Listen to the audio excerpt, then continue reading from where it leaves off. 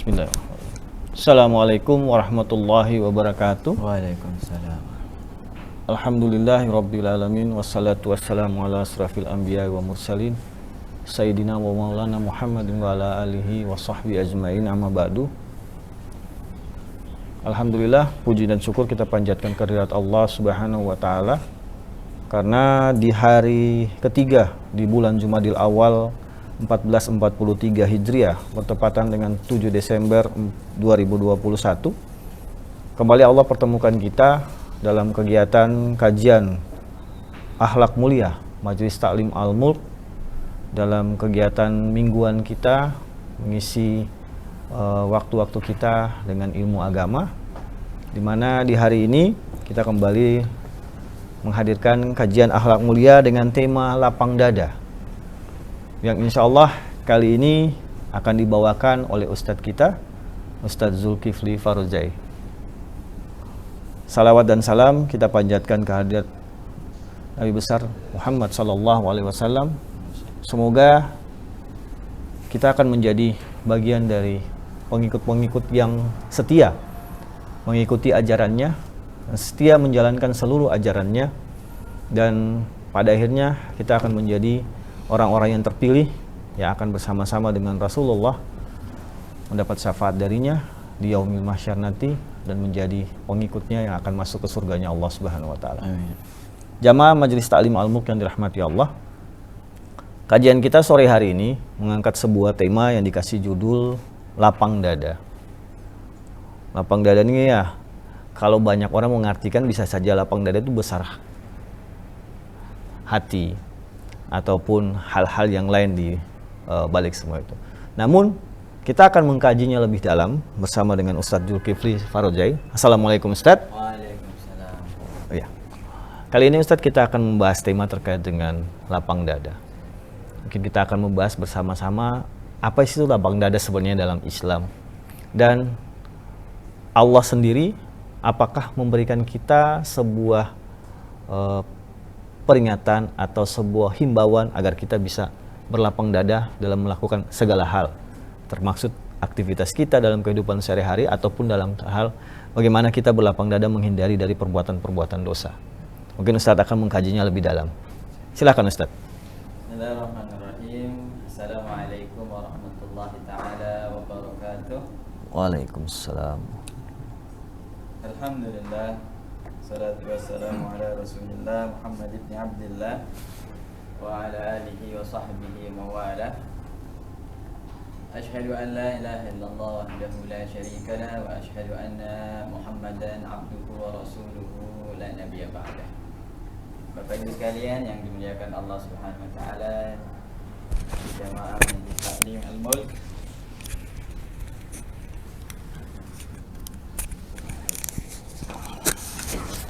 jamaah Majelis Ta'lim Al-Mulk yang dimuliakan Allah Subhanahu wa taala. Alhamdulillah, di kesempatan ini kita berjumpa kembali dalam kajian akhlak mulia kita di Majelis Ta'lim Al-Mulk. Semoga apa yang kita bicarakan, apa yang kita diskusikan, silaturahim kita pada kesempatan hari ini membawa keberkahan, ilmu yang bermanfaat yang akan menyelamatkan kita insyaallah di yaumil qiyamah nanti. Salam taslim untuk Rasulullah sallallahu alaihi wasallam. Allahumma shalli alaihi. Semoga kita adalah orang-orang yang beruntung mendapatkan syafaat sallallahu alaihi wasallam. Pak Fadli dan jamaah Majelis Ta'lim Al-Mulk, pada kesempatan kali ini kita akan membahas tentang lapang dada. Pembahasan yang sangat penting sekali dan begitu memiliki posisi yang urgen di dalam agama kita. Karena apa? Di dalam sebuah buku yang ditulis oleh Imam Al-Ghazali, Khuluqul Muslim, beliau mengatakan di sana bahwa tidak ada nikmat yang lebih besar yang Allah Subhanahu wa taala berikan kepada manusia melainkan itu adalah lapang dada. Sehingga Bapak Ibu sekalian yang dimuliakan Allah, tidak heran jika Nabi Allah Musa alaihissalam ketika Allah Subhanahu wa taala perintahkan pergi menuju Fir'aun untuk kemudian memberikan pencerahan dan mengajaknya kepada Islam, mengajaknya pada ketaatan dan kebenaran. Idhab ila Fir'auna innahu tagha. Pergilah engkau kepada Fir'aun, sesungguhnya Fir'aun itu telah menjadi orang yang melampaui batas begitu. maka Nabi Allah Musa alaihissalam meminta kepada Allah Subhanahu wa taala karena dia akan menghadapi seorang yang melampaui batas itu. Yang beliau minta bukanlah harta yang banyak ataupun kekuatan lain, melainkan lapang dada. Di sana disebutkan, dan ini menjadi doa kita yang kita panjatkan setiap saat, yaitu Rabbi syrah li sadri wa yassir li amri wakhlul 'uqdatam min lisani yafqahu qawli. Beliau pertama kali buka doa itu, minta kekuatan untuk bertemu dengan Fir'aun itu, Rabbi syrah li sadri. Ya Allah, jadikanlah atau berikanlah kepadaku hati yang lapang untuk menghadapi seorang Fir'aun yang sangat melampaui batas. Jadi Bapak Ibu sekalian, ketika kita memiliki bekal lapang dada ini, bahkan Fir'aun pun kita akan mampu untuk menghadapinya ataupun menanganinya. Itu yang menjadi kenapa sampai pembahasan kita ini begitu sangat istimewa dan begitu sangat urgent sekali Bapak Ibu. Oleh karenanya di dalam Al-Quran juga ada satu surat yang memang diberikan nama dengan kelapangan itu, ya, surah yang ke-94 dengan jumlah ayatnya 8 Pak Fadli, yaitu surat Al-Insyirah atau An-Nashr, ya. Di sana disebutkan apa itu Al-Insyirah, ya ini kelapangan. Alam nashrah laka sadrak, bukankah wahai Muhammad kami telah melapangkan dadamu, ya. Jadi dari semua rentetan nikmat yang Allah Subhanahu wa taala ucapkan ataupun sebutkan untuk Rasulullah sallallahu alaihi wasallam, itu yang pertama Allah ungkapkan, yang Allah sebutkan itu adalah kelapangan dadanya, begitu. Nanti ada wa wada'na anka wizrak, ya, allazi anqadha dhahrak, bebanmu yang ada di pundakmu itu telah kami hilangkan, dan sebutan namamu, wa rafa'na laka dzikrak, sebutan namamu juga telah kami tinggikan. Tapi yang sebelumnya Allah sebutkan bahwa nikmat yang besar itu adalah alam nashrah laka sadrak. Maka Bapak Ibu sekalian, betapa kita mesti memiliki satu sifat mulia ini, yaitu kelapangan dada. Oleh karenanya penting sekali, dan bahkan Allah Subhanahu wa taala menaruh perhatian sekali terhadap ayat itu, terhadap sifat ini dengan memberikan nama surahnya yang ke-94 itu dengan nama Al-Insyirah. Saudaraku, Bapak Ibu sekalian yang dirahmati Allah, maka menjadi pertanyaan selanjutnya adalah apa itu lapang dada, gitu. Saya khawatir kita kalau bicara lapang dada ini kita kira lapang itu besar, bidang. Dada itu berarti dada, ya. Jadi kalau bilang lapang besar, lapang dada berarti dada yang besar, bidan, begitu ya. Orang yang suka gym, ya, yang suka fitness, nah mungkin itu orang yang punya lapang dada, gitu. Nah, tapi saya berusaha untuk mencari-cari bagaimana sebenarnya lapang dada itu dibahas dalam bahasa kita orang Indonesia, dan memang di dalam Al-Quran, begitu. Maka kalau dalam bahasa Indonesia kira-kira ada banyak kata yang merujuk pada lapang dada, tapi kira-kira yang arti yang mungkin akan kita anggap perlu untuk kita dengarkan, yaitu lapang dada itu dikatakan di sana adalah suatu kondisi hati yang tidak sesak, begitu. Suatu yang tidak sempit, artinya dia merasa senang. Jadi hati yang yang luas, begitu, yang tidak membawa kepada kesesakan ataupun tidak gusar dia. Sedangkan dalam istilah kita dalam agama kita, misalnya dalam kitab Fiqhud Da'wah fi Sahih Imam Al-Bukhari, disebutkan di sana insyirahus sadr si'atuhu wa infisahuhu wa taqbaluhu lil khair. Jadi lapang dada itu dalam bahasa kita adalah, dalam pengertian agama kita adalah keluasan hati kita dan potensinya untuk mendapatkan ataupun menerima kebaikan dan kebenaran, itu yang disebut dengan lapang dada. Nah, maka dari itu Bapak Ibu sekalian, ketika Allah Subhanahu wa taala berfirman tentang alam nasyrah laka sadrak itu, ulama berpandangan bahwa alam nasyrah laka sadrak atau kelapangan dada itu di sana disebutkan bahwa sifat santun Rasulullah, sifat sabar Rasulullah, dan sifatnya untuk dapat menghadapi kepedihan hidup itu, itulah yang disebut dengan lapang dada. Begitu juga dengan pandangan Imam Ali As-Sabuni bahwa lapang dadanya Rasul sallallahu alaihi wasallam itu, atau yang dimaksud dengan lapang dada itu adalah kebisaan kita, ya, keadaan hati kita untuk menerima cahaya iman, ya. Kemudian kita bisa, hati kita itu suci daripada dosa yang kita perbuat, begitu. atau hal-hal yang Allah Subhanahu wa taala larang, itulah lapang dada. Maka kalau kita mau kunci apa itu lapang dada, bukan bidan dadanya begitu ya, atau lebar bahunya, bukan itu lapang dada. Tapi lapang dada itu adalah jamaah sekalian, dia adalah perpaduan antara ikhlas, dia itu juga adalah sabar, dia itu juga adalah memaafkan, dia juga itu adalah bisa menerima cahaya petunjuk dan kebenaran daripada Allah Subhanahu wa taala, sehingga pada posisi tertentu atau pada posisi itu hatinya menjadi luas dan tidak sempit. Itulah yang disebut dengan lapang dada, begitu. Maka Bapak Ibu sekalian yang dirahmati Allah Subhanahu wa taala, orang yang memiliki sifat lapang dada itu ataupun terbentuk hatinya dalam semua kondisi-kondisi sabar, dia bisa memaafkan, dia tidak ada hatinya itu terisi dengan iri hati, dengki, mudah marah begitu ya, ataupun berprasangka buruk kepada orang lain, maka jelas Allah Subhanahu wa taala telah memberikan padanya posisi yang istimewa di antara makhluk yang lainnya. Coba bayangkan dalam sebuah hadis Anas bin Malik ya, yang diriwayatkan oleh Imam Ahmad dan Imam An-Nasai ya, disebutkan di sana bahwa suatu waktu Rasulullah sallallahu alaihi wasallam berkumpul dengan para sahabatnya di sebuah majelis, dan tiba-tiba Rasulullah sallallahu alaihi wasallam berhenti untuk berceramah ataupun memberikan nasihat, dan kemudian mengatakan sebentar nanti akan lewat di antara kita ini orang yang dijamin masuk surga, atau dia adalah ahlu surga ya, ahlul jannah. Jelas ya, Rasulullah SAW mengatakan bahwa nanti sebentar lagi akan lewat dia tuh. Maka tiba Pak Fadli dan jamaah sekalian, lewat seorang laki-laki berjanggut, dan basah janggutnya itu dengan air wudhu. Disebutkan dalam riwayat lain, di tangannya terdapat sendal, dia mengangkat sendalnya gitu. Di tempat yang lain tidak disebutkan itu. Maka sahabat kemudian cemburu, tentunya juga penasaran, kenapa seorang itu dikatakan sebagai ahli surga ya, kan? Kenapa sampai dia dijamin oleh Rasulullah akan masuk surganya Allah Ta'ala.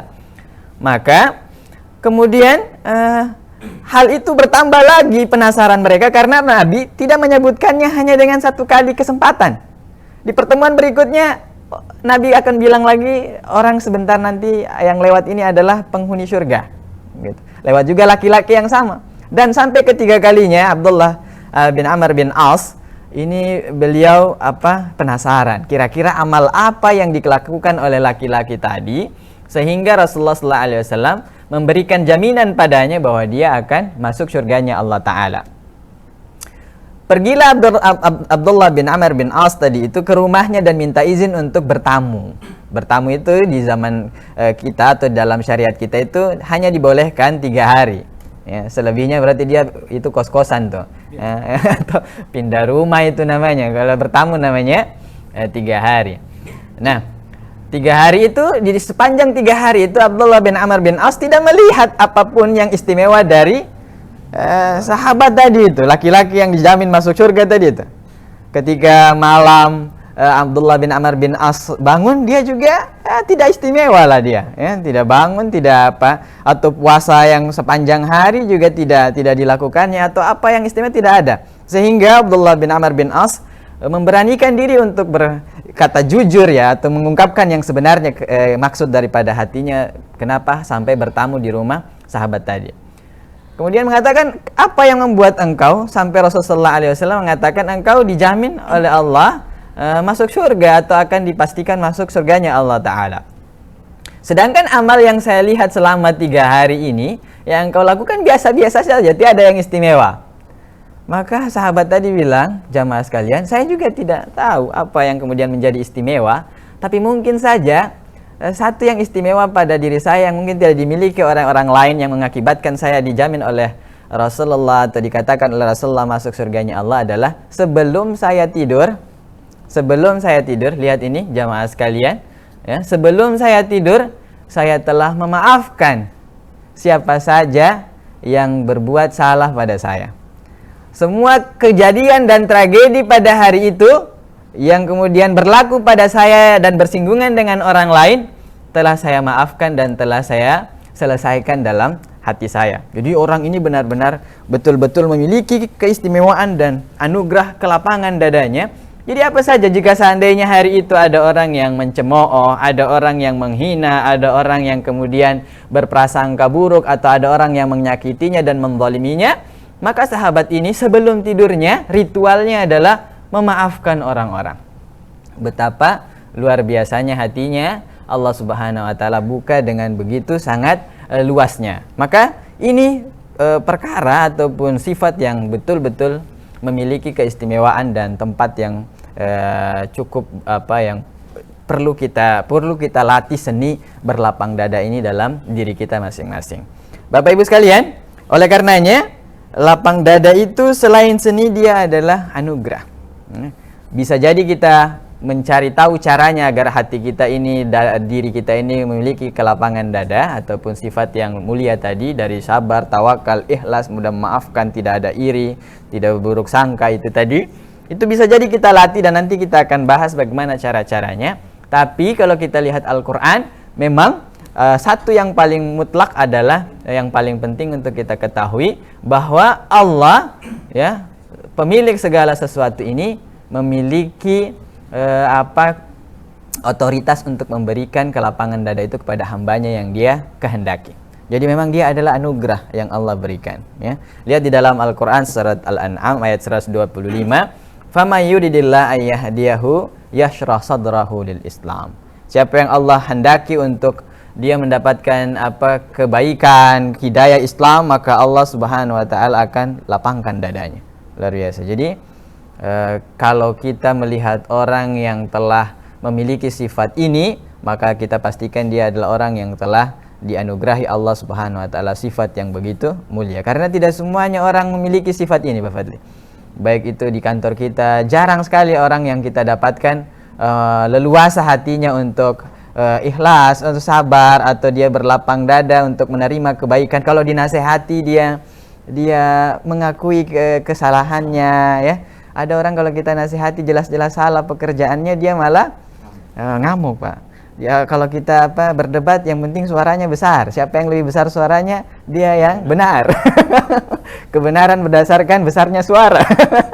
Jadi jarang mungkin kita temukan, akan sangat langka mungkin, Pak Fadli. Tapi jelas kalau kita dapatkan orang seperti ini, maka dia adalah orang yang diberikan anugerah besar oleh Allah Subhanahu wa taala.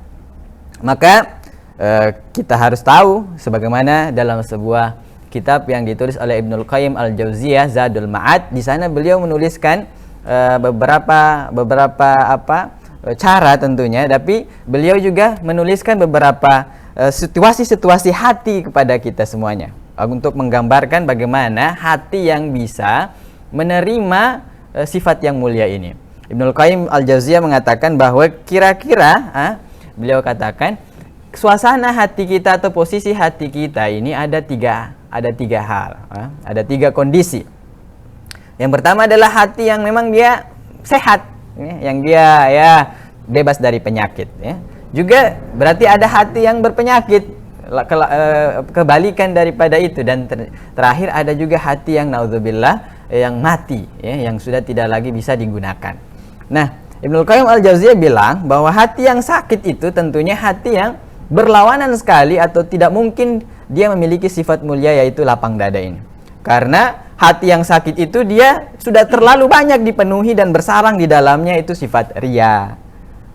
Tiba-tiba dia kalau punya sesuatu dipamerkan, ya, sombong, ya, angkuh, mau dipuji, ya, makan puji kalau orang Ambon bilang, ya, dikit-dikit mau dipuji, dengki, ya, atau dia sering menggibahi orang lain. Nah, ini hati yang penuh dengan penyakit, ya, hati yang sakit, atau qalbun marid. Sehingga Pak Fadli dan jamaah sekalian yang dirahmati Allah Subhanahu wa taala, hati ini siapapun yang kemudian memperolehnya ataupun berada pada kondisi itu, dia akan sulit menerima kebenaran dan kebaikan dari Allah Subhanahu wa taala. Makanya dalam Quran disebutkan di dalam surat Al-Baqarah ayat 10, fi qulubihim maradun fazadahumullahu marada. Dalam hati mereka itu ada penyakit, ada banyak sekali hal, ya, sehingga mereka tidak kemudian dapat menerima kebenaran daripada Allah Subhanahu wa taala, melainkan Allah tambah lagi penyakit itu. Mereka tahu Rasulullah sallallahu alaihi wasallam itu adalah utusannya Allah, nabi terakhir, tapi kebenaran yang hakiki itu mereka tidak mau terima karena penyakit yang begitu banyak yang ada di dalam hatinya. Sedangkan yang tadi kita bacakan, ya, yashrah sadrahu lil Islam. Siapa yang kemudian Allah ingin berikan hidayah, maka Allah akan lapangkan hatinya untuk memasuki Islam ataupun dapatkan kelapangan hati dari dalam Islam. Begitu juga dengan hati yang mati, tentu tidak akan mungkin dia memiliki sifat ini. Dan saya mengkhawatirkan kita ini, ya, yang banyak kemudian penampakannya tidak mudah untuk meredam amarah, tidak mudah untuk kemudian menerima kebaikan itu. Jangan sampai kita menakar diri kita berada pada posisi dan kondisi yang Ibnul Qayyim al-Jauziyah bilang berada pada posisi hati yang mati. Kalau sudah mati maka khatamallahu ala qulubihim. Allah pasti akan tutup segala pintu itu, sehingga mau dinasihati apa juga sulit, Pak Fadli, ya. Kita lihat betapa banyak orang yang mengkaji Quran, yang belajar Quran, yang kemudian didengarkan Quran atau belajar Islam, tapi kemudian hanya untuk mencari kesalahan daripada Islam, meskipun mereka tidak pernah sama sekali menemukan kesalahan apa juga yang ada dalam Islam. Nah, hati yang sehatlah yang kemudian yang bebas dari penyakit-penyakit itulah yang kemudian bisa menerima sifat yang mulia ini. Karena dalam Al-Quran kira-kira ada 2 tempat Allah menyebutkan qalbun salim itu, ya, di dalam Quran surah As-Saffat dan Al-Quran surat Asy-Syu'ara. Idza'a rabbahu biqalbin salim. Jadi Ibrahim alaihissalam menemui Tuhannya, menemui Allah Subhanahu wa taala dengan hati yang sehat, hati yang bebas dari penyakit, hati yang sifatnya suci, begitu. Jadi kita hanya bisa bertemu dengan Allah Subhanahu wa taala, menjumpainya, ya. Dan kemudian Allah mau mendekati kita kalau kita punya qalbun salim. Jadi jangan berharap kenapa ya kita ini terlalu sempit, dada kita gusar, galau terus. Ya memang karena kita jauh daripada Allah, dan Allah tidak mau mendekati kita karena posisi hati dan kondisinya adalah dalam keadaan tidak sehat, begitu, atau dalam keadaan berpenyakit. Juga di dalam Quran surat Asy-Syu'ara, ya, di sana disebutkan illa man atallaha biqalbin salim. Ya, jadi kecuali orang-orang yang mendatangi Allah Subhanahu wa taala dengan bekal hati yang bebas dari penyakit, hati yang suci, begitu. Maka jamaah sekalian, Pak Fadli yang dimuliakan Allah Subhanahu wa taala, orang yang mampu di value di titik ini, saya rasa orang yang mampu berjumpa dengan Allah, orang yang mampu menerima sifat lapang dada yang kemudian bisa berada pada sifat yang mulia ini, adalah orang yang kemudian berada pada kondisi hati yang baik dan bebas dari penyakitnya yang kemudian bisa mengotori hatinya. Itu yang kemudian bisa kita bahas pada titik pertama, di mana lapang dada maksudnya seperti itu, ya. Kemudian kondisi hati kita dan suasana hati kita sangat mendukung atau sangat mempengaruhi kemudian sifat ini bersemayam di dalam diri kita. Itu Pak Fadli, ya, yang pertama. Ya. Baik Ustaz. Ustaz sudah cukup banyak mengupas terkait lapang dada, walaupun masih dari versi pengertiannya seperti apa. Nah, ada beberapa ayat yang juga sudah tadi Ustadz sampaikan. Nah, saya juga ada membaca beberapa tulisan, termasuk dari tulisannya Muslim cendekiawan Muslim Dr. Aidil Al-Qarni. Aid Al-Qarni dalam bukunya yang berjudul Asbab Insyirah As-Sadr. Baik. Ya. Bagaimana kita menghadapi suatu persoalan dengan kemana kita harus pergi. Contoh, kalau baju kita robek, kita harus ke tukang jahit. Betul. Kalau alat elektronik kita tidak berfungsi, perginyalah ke tukang servis. Bukan handphone rusak ke bengkel, ya, otomatis hancur. Ya. Nah, beliau menulis bahwa ada beberapa poin utama dalam yang menjadi faktor mendasar kelapangan hati. Yang paling pertama itu disampaikan adalah tauhid. Betul. Nah, yang kedua adalah bergaulah dengan orang-orang saleh. Yang ketiga, terima ketetapan dan takdir Allah. Dan yang keempat adalah bersikaplah qanaah. Baik, Masya Allah. Ini ada 4 ya Ustaz dalam tulisannya beliau. Namun ada satu yang oke, kalau tauhid itu memang poin utama. Kita semua tahu bahwa seperti yang Ustaz sampaikan tadi, Allah akan memberikan petunjuk kepada orang, memberikan kelapangan dada kepada orang yang benar-benar sudah ditunjuk. Tapi kelanjutan ayatnya adalah jikalau Allah sudah tidak menyempitkan hati, berarti orang itu dadanya akan sempit dan sesat. Nah, kalau dikaji dengan tulisannya dari ulama kita ini, berarti apa sih yang paling mendasar sebenarnya? Sehingga kalau misalnya Allah yang melapangkan hati perbedaan. Apakah karena memang tauhid kita yang kurang? Atau memang kita yang bergaul masih dengan orang-orang yang tidak ini? Ataukah ada hal yang lain? Bagaimana Ustaz? Baik.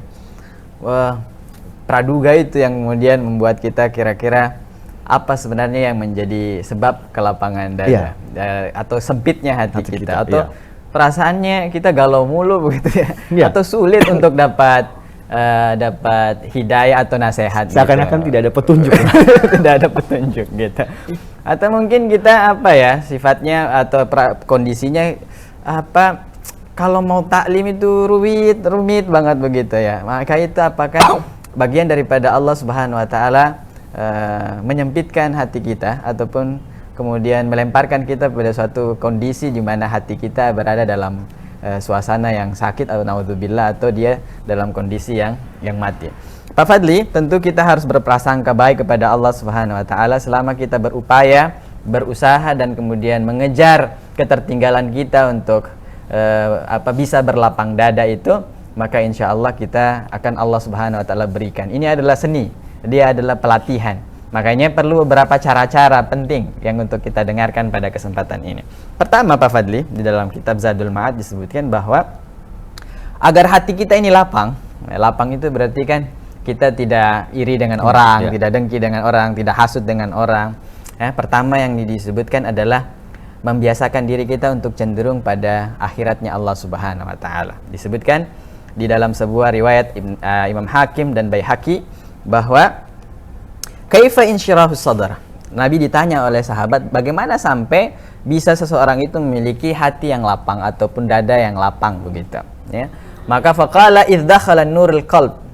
Jika seandainya cahayanya Allah Subhanahu wa taala masuk di dalam hati kita, ya, cahayanya Allah itu berarti petunjuknya Allah, hidayahnya Allah masuk dalam hati kita, maka hati kita, dada kita akan lapang. Tidak sesak, tidak mudah gusar, tidak mudah galau, tidak mudah berhasut, tidak mudah iri atau tidak mudah berprasangka buruk. Maka kita insya Allah akan tahu itu, ya, bisa mendapatkan itu. Kemudian sahabat lagi penasaran Pak Fadli dan jamaah sekalian, bagaimana seseorang tahu kalau cahaya itu ada dalam hatinya? Cahaya kan nggak dilihat, begitu. Maka Nabi bilang al-inabatu ila daril khulud wa tajafa andaril gurur. Jika seandainya seseorang itu sudah mulai kecenderungannya pada akhiratnya Allah Subhanahu wa taala, maka dia pasti menerima cahaya lapang dada itu. Jadi kecenderungan kita pada akhirat itu membuat kita nanti insya Allah akan lapang dada kita. Orang udah punya miliaran, kita punya ratusan juga insya Allah, karena kita kecenderungannya bukan pada dunia, insya Allah tetap bahagia, tetap lapang dada kita. Orang mungkin udah punya merek mobil yang terkenal, ya, satu-satunya di Maluku misalnya, kita juga hanya punya motor warna orange misalnya, insya Allah juga kita tetap akan berlapang dada karena memang tujuannya beda, motivasinya beda. Nah makanya dalam sebuah kesempatan Imam Ali Khalifah, pada saat itu posisi beliau adalah Khalifah Ali bin Abi Thalib, bertanya kepada seorang ulama besar namanya Imam Hasan al-Basri. Beliau bilang, apa yang dapat memperkuat agama? Nah, kemudian Imam Hasan al-Basri mengatakan yang memperkuat agama ini sifat wara. Apa itu sifat wara? Nanti ada kajian akhlak mulia berikutnya, judulnya adalah wara.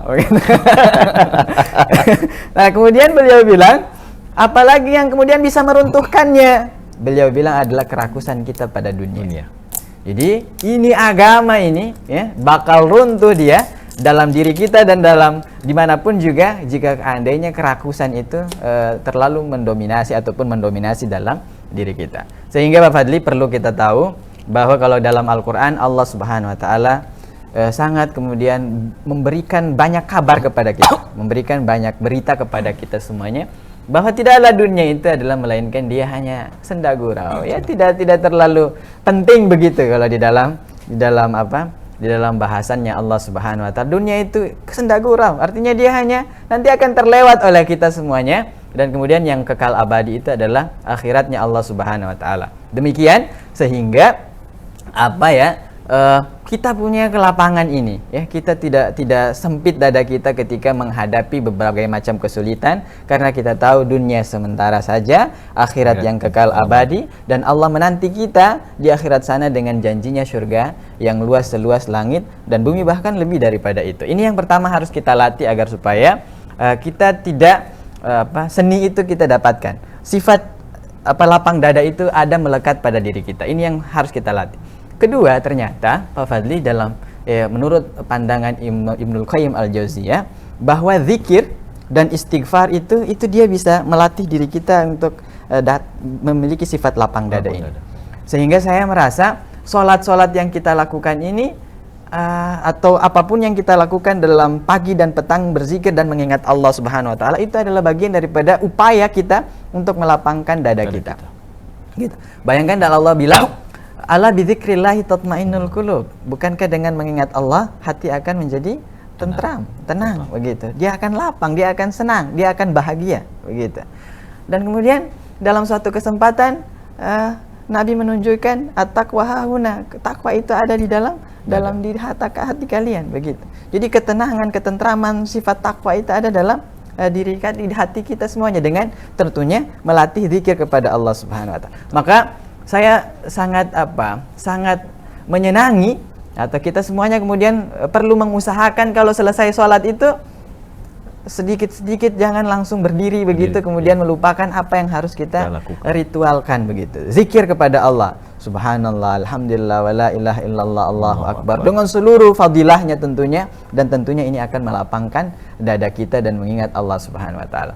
Kemudian dalam pagi dan petang Allah dan Rasulnya telah mengajarkan zikir-zikir Allah, subhanallah, la ilaha illallah, asbahna wa asbahal mulku lillah, amsayna wa amsal mulku lillah. Itu semuanya akan membuat kita lapang dada kita insyaallah.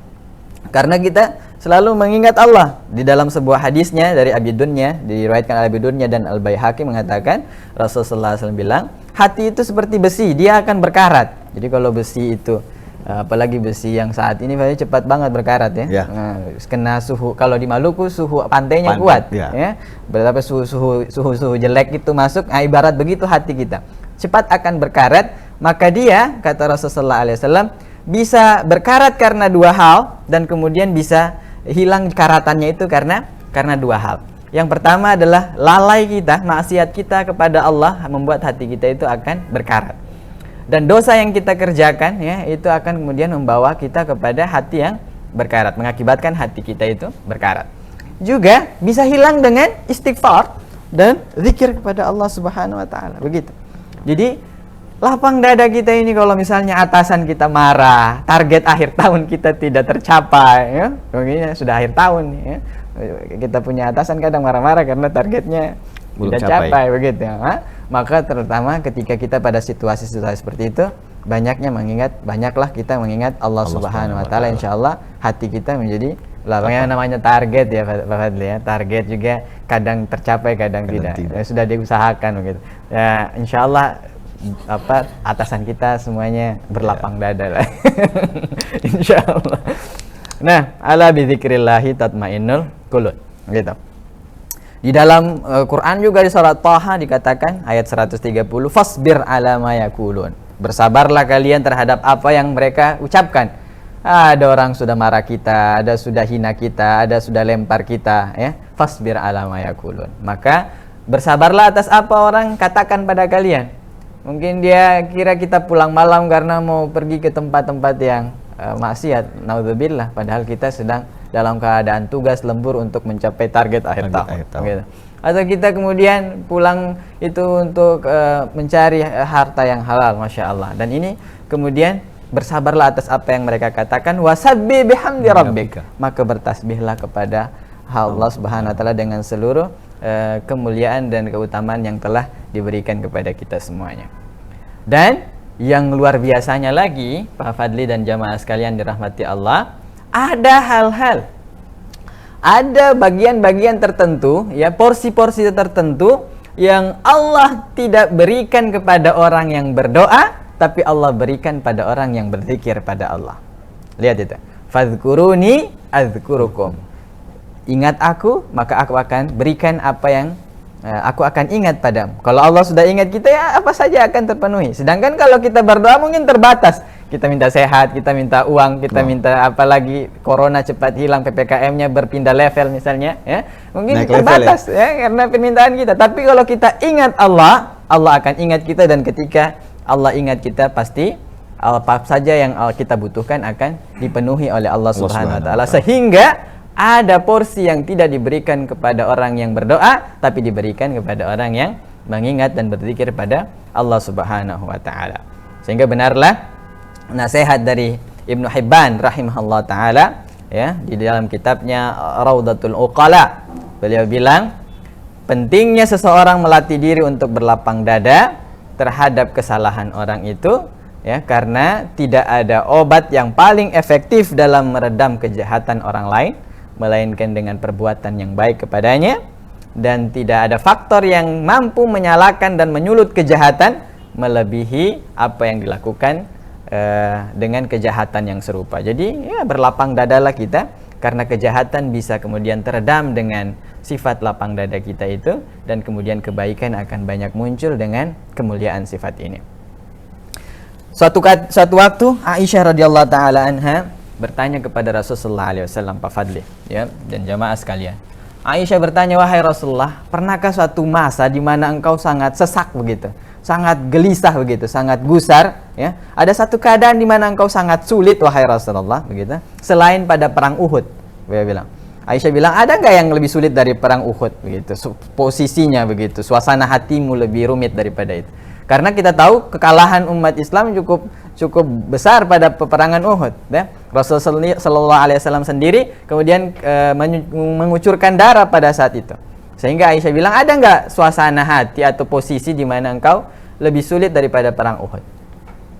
Bayangkan bagaimana Rasulullah SAW bilang, suasana yang paling berat yang aku alami selain perang Uhud yaitu pada waktu Aqabah. Beliau di Taif meminta perlindungan orang-orang Taif, kata Rasulullah, tapi kemudian orang-orang Taif melempar beliau sampai kemudian Jibril datang, ya, kemudian meminta izin pada malaikat gunung itu, jika seandainya Rasulullah SAW mau, maka gunung tadi itu akan ditimpakan pada orang-orang yang membuat hati Nabi sama yang tidak senang itu, tidak menyenangkan itu. Maka Rasulullah bilang, saya berharap nantinya akan ada daripada anak cucu mereka itu yang menghamba pada Allah Subhanahu wa taala. Allahumma hdi qaumi fa innahum la ya'lamun. Ya Allah, berikan hidayah pada kaumku karena mereka itu sebenarnya tidak tahu apa-apa, begitu.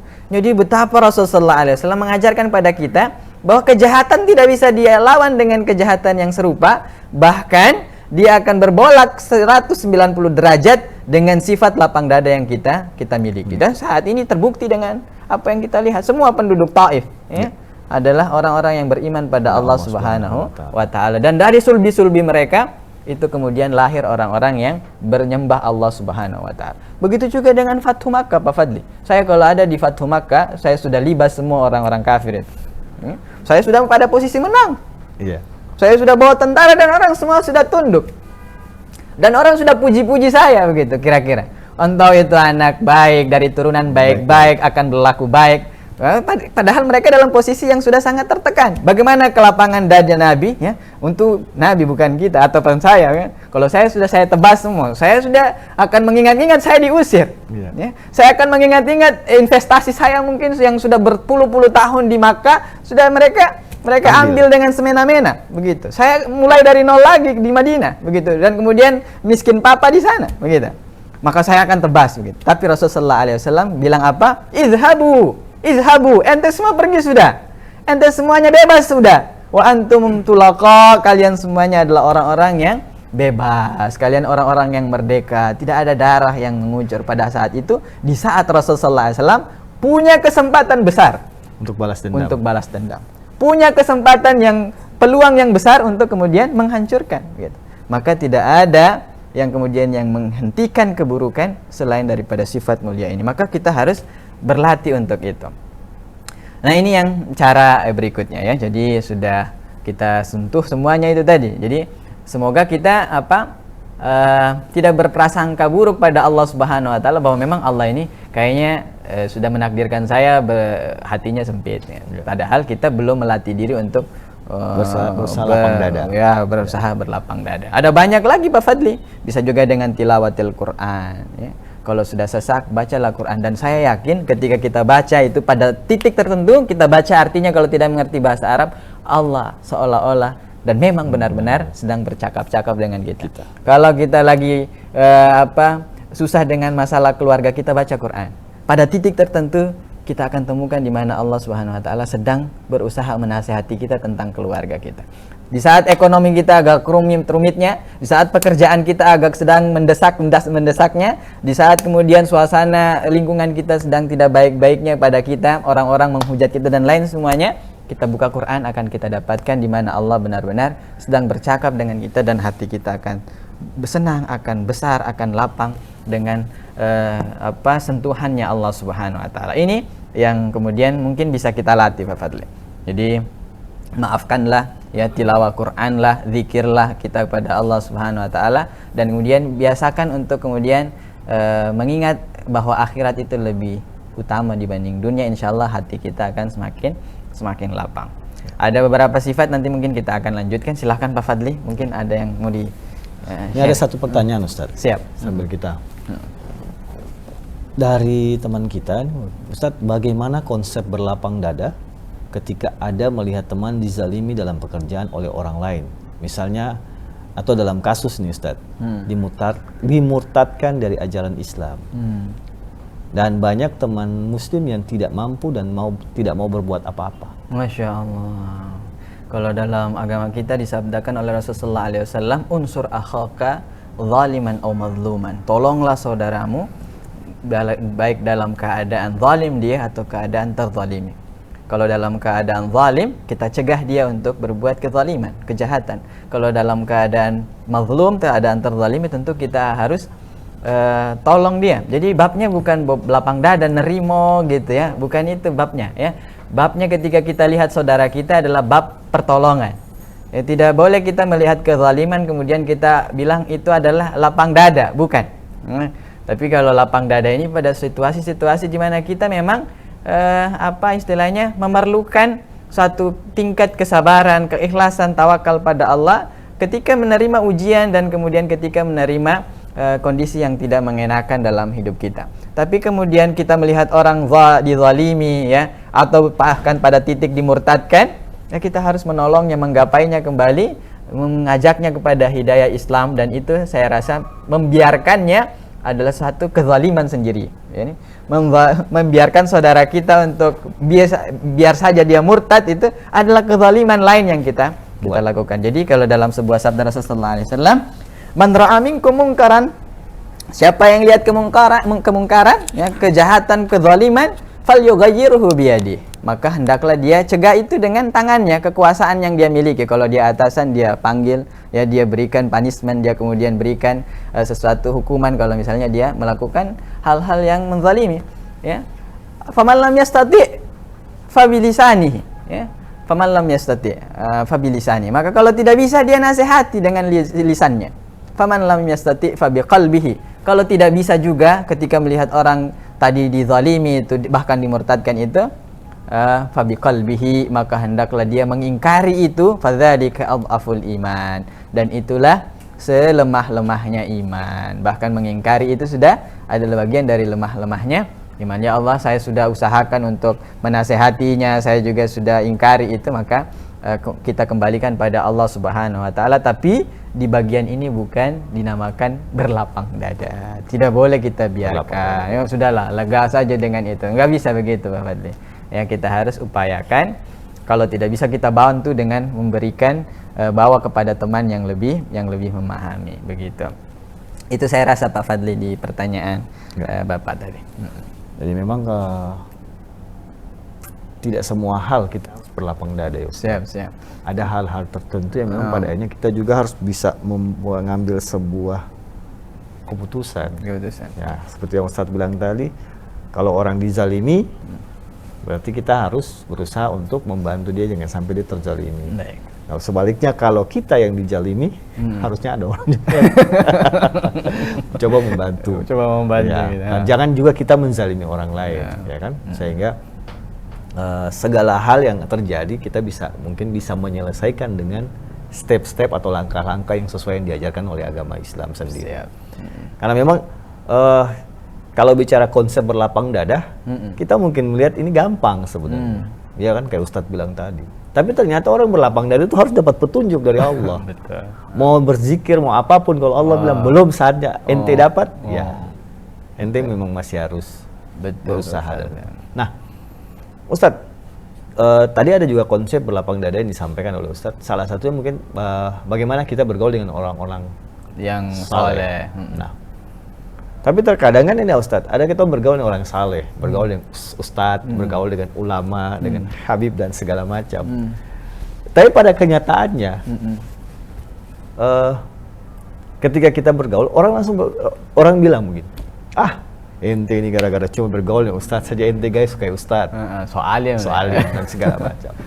Nah, hal-hal ini yang pada akhirnya membuat, bagaimana anakmu ikhlas mau lapang dada kalau orang saya sudah bilang kayak gini, akhirnya minder lagi, akhirnya menjauh. Apa yang sudah didapat malah kita balik mundur satu langkah lagi ke belakang. Siap. Baik, maka dari itu Pak Fadli, orang yang memiliki sifat lapang dada ini paling tidak dia identik dengan 3 hal. Orang yang memiliki lapang dada itu dipastikan dia identik dengan orang yang memiliki 3 hal. Satu yang tadi kita sebutkan oleh Dr. Aid Al-Qarni, bahwa dia pasti bertauhid. Pasti itu tauhid. Dia kuat tauhidnya itu, orang yang lapang dada. Gak mungkin dia orang yang bisa memaafkan atau mengganti kejahatan dengan keburukan itu, kecuali dia tauhidnya kuat. Kuat banget dia atas janji Allah, begitu. Kuat banget dia kemudian ketika dizalimi dia mengingat janji-janji Allah. Pasti itu dia tauhidnya bagus. Kedua, dia pasti orang yang berilmu. Itu orang yang punya kelapangan dada, pasti dia orang yang berilmu. Nah, kalau dia tidak berilmu, dia tidak mungkin punya keistimewaan ini. Dia bergaul dengan ilmu, dia mencintai ilmu, dia mendengarkan ilmu. Ya sekarang alhamdulillah YouTube banyak ya, kajian-kajian banyak yang termasuk Al-Mulk mewarnai kajian-kajian di Nusantara ini. Alhamdulillah, tinggal klik saja apa keluar ya, ustadznya keluar ceramahnya. Alhamdulillah, bagian daripada warisan, dan insya Allah kita semuanya yang berada di kajian ini, yang mendengarkan, yang berproses dengan itu, yang melakukan di balik layar, insya Allah dapat pahala di sisi Allah Subhanahu wa Ta'ala. Orang yang lapang dada pasti dia identik dengan yang berilmu. Ketiga, orang berlapang dada itu dalam catatan kita Pak Fadli adalah orang yang tarkul fudulin nadhri wal kalam. Orang yang paling tidak terlalu peduli terhadap kelebihan orang bercakap-cakap dan kelebihan pada orang-orang yang memperhatikan pada dirinya. Jadi orangnya bukan kita bilang cuek juga Pak Fadli, tapi dia tidak terlalu berlebih-lebihan dalam memandang itu. Pasti itu orang yang lapang dada. Nah, jadi kalau dia sudah bertauhid, dia sudah berilmu, berikutnya itu dia harus ada punya sifat ini sedikit gitu. Dia tidak berlebih-lebihan dalam memandang sesuatu ataupun memperkirakan perkataan orang. Kalau itu nanti dia bakal akhirnya tidak taat pada Allah. Gitu. Orang bilang dia baru pakai peci sedikit bengko juga, baru belajar itu bacaranya sudah lihat peci itu masih bengko. Gitu. Jadi jangan so nasihatin orang begitu. Makanya dia tidak dengar ini. Pasti itu dia agak dia punya sifat itu. Tidak dengarkan orang yang punya banyak bicara miring terhadap dia. Maka ini identik dengan 3 hal ini. Maka saya rasa kita memang yang bergaul dengan ustadz di balik itu pernah melakukan kekelaman di masa lalu kita, kemudian dekat dengan orang-orang yang mulia, teruslah dijaga itu ya, semoga dengan jalan itu nanti kita selamat di akhiratnya Allah Subhanahu wa Ta'ala. Kita tidak tahu dengan teman yang baik itu nantinya akan mengangkat derajat kita, menyelamatkan kita di hari pembalasan ya. kita tidak ditemukan, tapi orang itu nanti yang akan memberikan syafaat dan pertolongan pada kita karena seringnya kita bermajelis, seringnya kita bersalawat bersamanya, seringnya kita menimba ilmu bersamanya, insyaallah. Begitu Pak. Jadi identik dengan itu. Jadi jangan khawatir lah, ya, jangan terlalu khawatir ya para jamaah sekalian kalau ada orang yang mengatakan sarung kita masih terbalik antara logonya dengan antara luar dan dalamnya. Atau, peci miring atau sorban kita masih kelihatan miring begitu, nggak ada persoalan. Insya Allah dengan begitu semua kita akan punya hati yang luas, hati yang lapang, ya, susah untuk masuk iri di dalamnya, susah untuk marah dia, susah untuk kemudian berprasangka buruk pada orang lain. Insya Allah itu ya. Ya, baik Ustaz. Kalau yang dua sih ya gampang-gampang, susah sih, tauhid dan berilmu. Yang ketiga nih ya memang agak sedikit berat. Kadang-kadang mau berlagak cool juga. Semua orang punya mulut dan semua kita punya telinga. Kita punya telinga. 1-2 kali mungkin masih aman Ustaz. Ke-4 kali deh balik. Akhirnya kacau. Akhirnya hati dengan hati jauh. Padahal dekat mejanya di ruang kerja. Padahal tidak saling mengomong. Tidak saling tegur. Hanya gara-gara itu. Cuma bilang, sambayang. Dan saya bilang, saya bikin diri ke Ustaz. Akhirnya jadi begitu. Tapi memanglah itu fenomena yang sebenarnya kita juga alami Ustaz dalam dunia kerja kita sehari-hari. Terkadang kita mencoba untuk belajar, berikhtiar, menyampaikan kepada teman-teman mungkin yang sesama muslim atau sambayang mat. Ya mencoba bagaimana sih caranya berlapang dada gitu menyampaikan. Tapi terkadang kan dapat jawaban. Dia terlalu bikin diri. Dia sambayang 5 waktu sing full. Ya kan? Tapi inilah kenyataan, fenomena yang kita hadapi, dan memang kita mungkin perlu banyak proses belajar bahwa berlapang dada itu memang tidak mudah. Seorang Nabi Musa pun ketika Allah perintahkan dia untuk berhadapan dengan Fir'aun, apa doanya?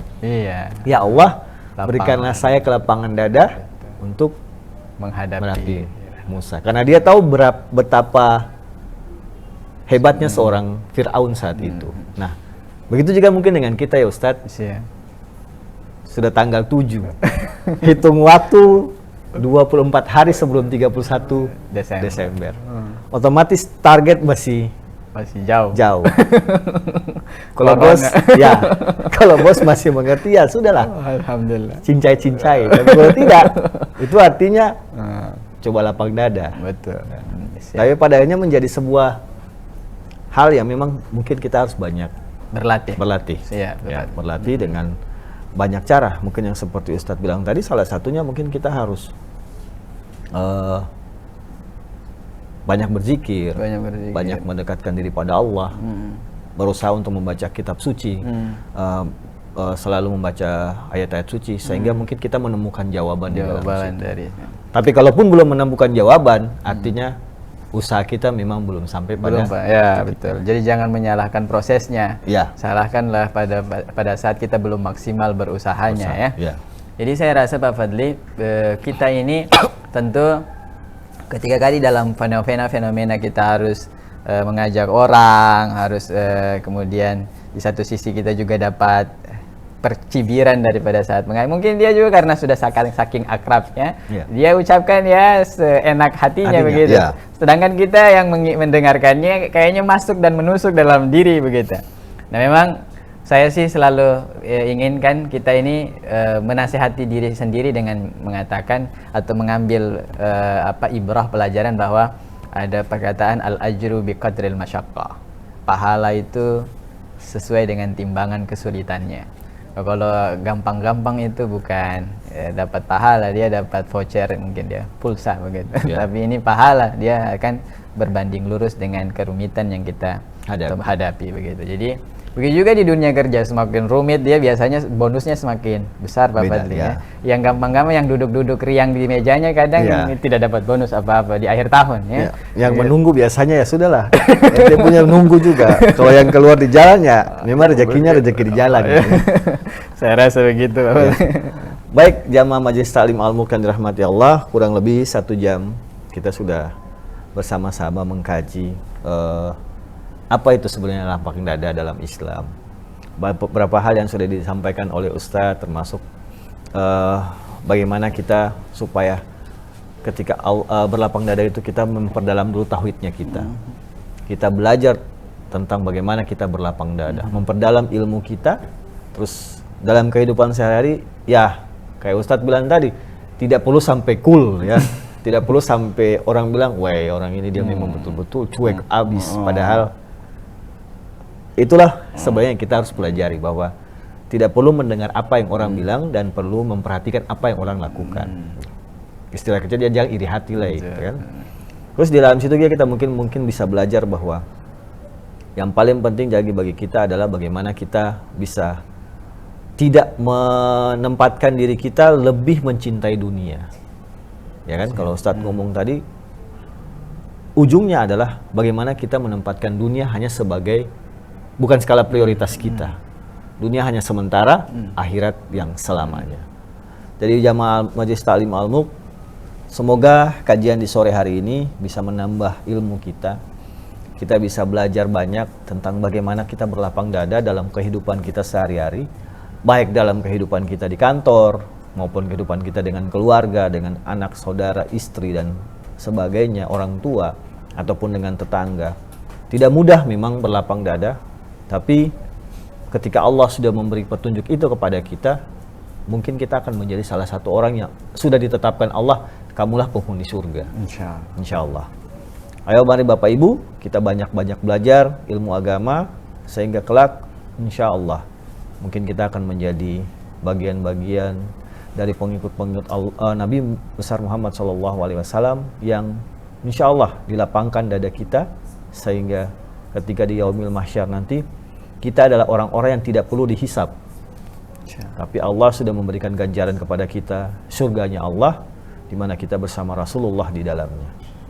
Semoga kajian hari ini dapat menambah keimanan kita, mempertebal ilmu agama kita, dan kita akan berjumpa lagi di waktu-waktu yang ke depan. Masih ada 2 kajian yang akan kita bahas bersama-sama dengan jamaah Majelis Ta'lim Al-Mulk semuanya sebelum menutup akhir tahun 2021. Yang pasti kami akan terus berusaha memperbaiki kajian-kajian kita ke depan, Ustadz. Siap. Salah satu hal dan mimpi terbesar kita adalah kita sudah bisa offline. Insyaallah.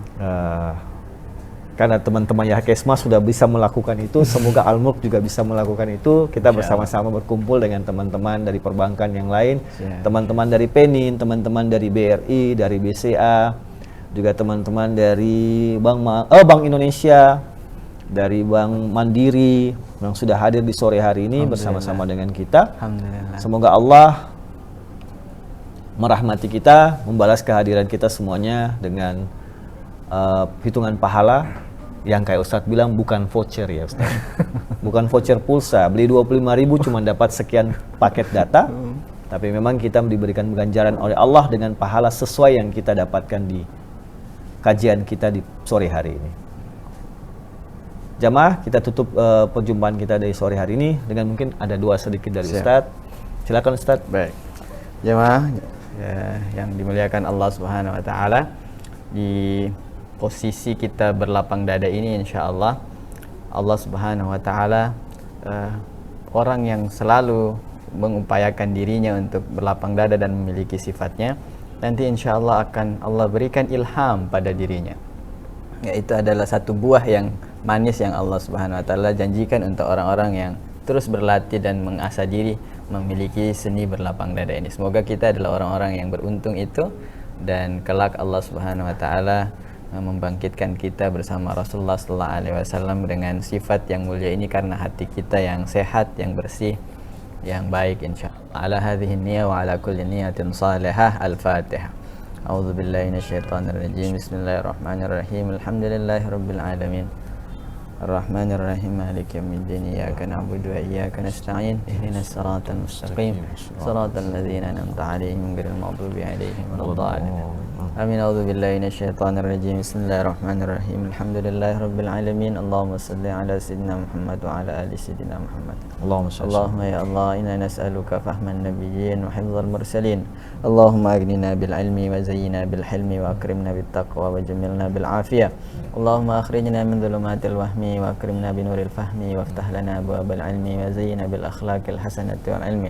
اللهم إنا نسألك الهدى والتقى والعفاف والغنى اللهم اجعل جمعنا هذا جمعا مرحوما وتفرقنا من بعده تفرقا معصوما اللهم يا ذا الجلال والإكرام اجعلنا وأولادنا وذرياتنا وأهلنا من أهل القرآن ومن أهل الصيام من أهل القيام من أهل الجهاد من أهل الدعوة من أهل الجنة من أهل القرآن حفظه والذين هم أهلك وخاصتك اللهم أرنا الحق حقا وارزقنا اتباعه وأرنا الباطل باطلا وارزقنا اجتنابه ربنا آتنا في الدنيا حسنة في الآخرة حسنة وقنا عذاب النار وصلى الله على سيدنا محمد النبي الأمي وعلى آله وصحبه وسلم والحمد لله رب العالمين ثم السلام عليكم ورحمة الله تعالى وبركاته. Waalaikumsalam warahmatullahi wabarakatuh.